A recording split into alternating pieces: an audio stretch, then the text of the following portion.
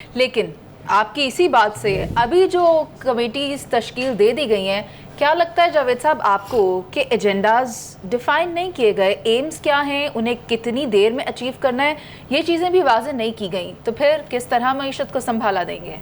देखो, हमें माजी में देखना है कि हमने मईशत को चलाया कैसे। हमने मईशत को चलाया सियासी बुनियादों पर।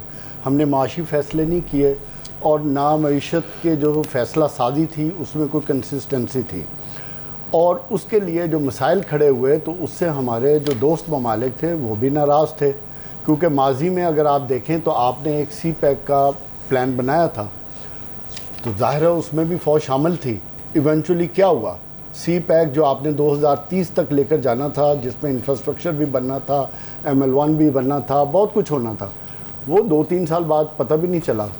तो इवेंचुअली एक ट्रस्ट डेफिसिट था between the investors and between the Pakistan, और जो इन्वेस्टर्स थे वो इन पर ट्रस्ट करने को तैयार नहीं थे। तो फिर आर्मी ने एक अच्छा इनिशिएटिव लिया, और उस इनिशिएटिव का यह नतीजा है कि यही वो गारंटी है जिसकी तरफ चौधरी साहब इशारा कर रहे हैं।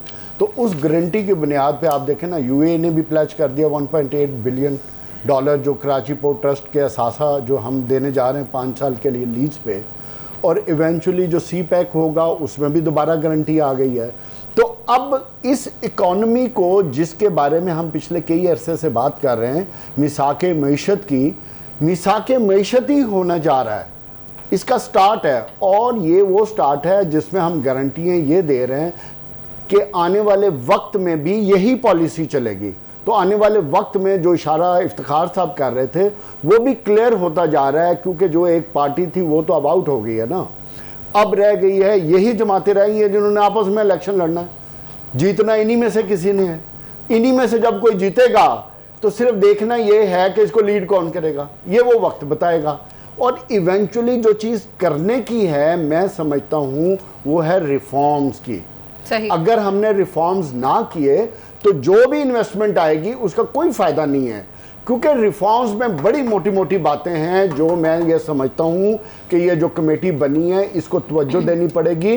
वरना माजी में देखें कि आपने क्या हुआ, आपकी जो भी इन्वेस्टमेंट आई पिछले 10-12 सालों में वो कितनी है, 10-12 अरब डॉलर, और अब मुसद्दक मतलब क्या कह रहे हैं, 112 अरब डॉलर की बात कर रहे हैं, आपका पॉइंट आ गया। बात ये है कि माशी मसाइल का फॉलो अप लेना होगा, नहीं करनी है, उसी ने चलानी है। लेकिन बेहतरीन बात तो ये है ना कि जामे इकदाम उठा लिया गया है। एक आखिरी बात देखो, FATF फौज ने टेकअप किया था, तो वो देखे FATF हो भी गया, तो इसलिए अगर मईशत को टेकअप किया तो इंशाल्लाह फिर चल भी पड़ेगी। ठीक हो गया। ठीक है जावेद साहब, आप क्या कहते हैं?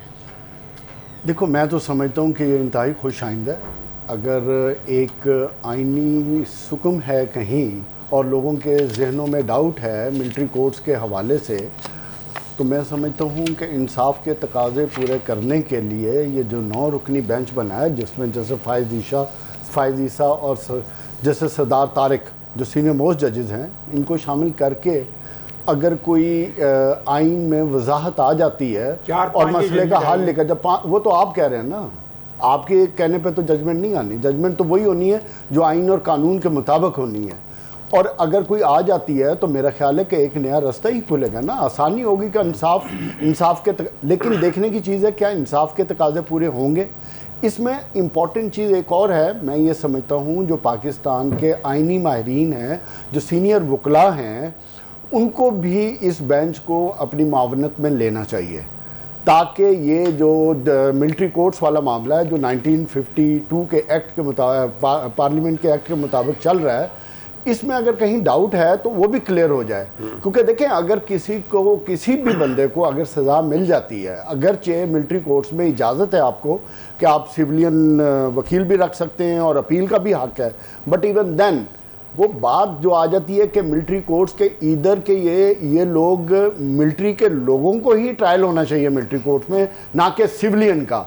ये एक डाउट है, एक शक की निगाह से देखा जाता है, जिससे मैं ये समझता हूँ कि जब इंसाफ के तकाजे पूरे ना हो, जिसमें शक आ जाए, तो उसकी क्लैरिटी होनी चाहिए। और सुप्रीम कोर्ट ने जो 9 रखनी, अगर ये फुल बेंच भी बन जाता तो मैं समझता हूँ ये और ज़्यादा बेहतर होता, फुल बेंच बन जाता, ताकि वन फॉर ऑल ये जो गुफ्तगू है इस चीज़ को फुल स्टॉप लग जाता। जो लोग एक प्रॉपर प्लानिंग के तहत, जो हुकूमत में खास कर सही कि जिन्होंने जजेस को डिवाइड करने की पूरी कोशिश की और पूरा प्लान किया, मेरा ख्याल है कि उनको भी लग समझ जाती कि यार जजेस को डिवाइड करने से कुछ नहीं, आइन आइन है, कानून अपना फुल कोड बना दें, हम भी मान लेंगे फैसला। मैं तो चीफ हम इंडिपेंडेंट जो साफी हैं वो मान लेंगे, वो कभी नहीं बनाएंगे फुल कोड। फैसला देखिए फुल कोड बनाया तो पता नहीं क्या मामला है। आप जब फुल कोड बन गया ना, आपने कोई नई कहानी सुनानी है। ठीक है जावेद साहब, आपका पॉइंट आ गया है, मुझे ब्रेक का कहा जा रहा है। उन्हें आइन और कानून के मुताबिक ना के आइन और कानून के लोगों को फांसियां मिली हैं माजी में, और हमने उसको आगे उनमें से कितने पॉलिटिकल एक्टिविस्ट जा रही है, कोई नाम लेना, कितने पॉलिटिकल लीडर्स थे जिनको सजाएं हुई हैं और किनको सजाएं, बताएं ना, किसी का नाम देना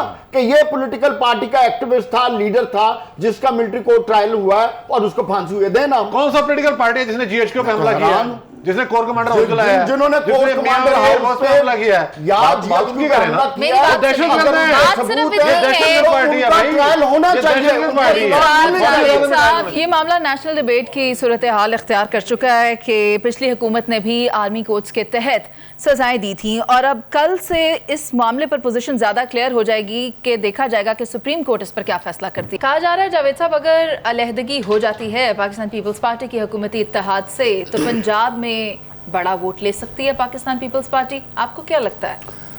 देखो, ऐसा तो कोई प्रैक्टिकली मुमकिन नहीं है कि पीपल्स पार्टी कोई ऐसा काम किया है जिससे कि पंजाब के अवाम एकदम उनके पीछे चले जाएं।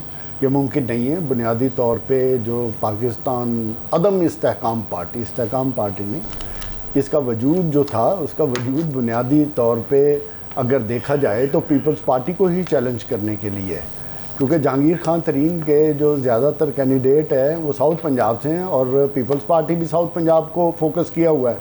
तो आप इससे अंदाज़ा लगा लें कि जो ख़तरा है वो पीपल्स पार्टी को ही है। लेकिन पीपल्स पार्टी अपनी नंबर गेम्स के मुताबिक पूरी कैलकुलेशन के साथ चल रही है। सिंध से, बलूचिस्तान से और KPK से और साउथ पंजाब से वो अपने एक टारगेट पे चल रही है। देखने की चीज़ ये है कि जो मैं पहले बात कर रहा था कि आने वाले वक्त में चूँकि इलेक्शन इनका आपस में ही है, क्योंकि इनके मुखालफ जो तीसरी पार्टी थी जो इनको चैलेंज कर रही थी उसको तो उन्होंने क्लीन बोल्ड करके आउट कर दिया। अब देखेंगे कि वो बल्ला चलता भी है कि नहीं चलता। लेकिन जब ये मैदान में रहेंगे तो पीपल्स पार्टी को वो शायद खातर खा नताइज ना मिलें जो वो उम्मीद लगा कर बैठी हुई है। क्योंकि ये पाकिस्तान में देखें, जो वोट है वो 3 चीज़ों का होता है, या पार्टी का, नज़रिए का, और उस इंडिविजुअल का, और हवा का। अच्छा, तो अब जो हवा है जिसकी तरफ हम बात करते हैं एस्टेब्लिशमेंट का, वो तो चल रही है फिलहाल अदम इस्तेहकाम और नून की तरफ। तो पीपल्स पार्टी को शायद छोटा सा ये भी गिला है ना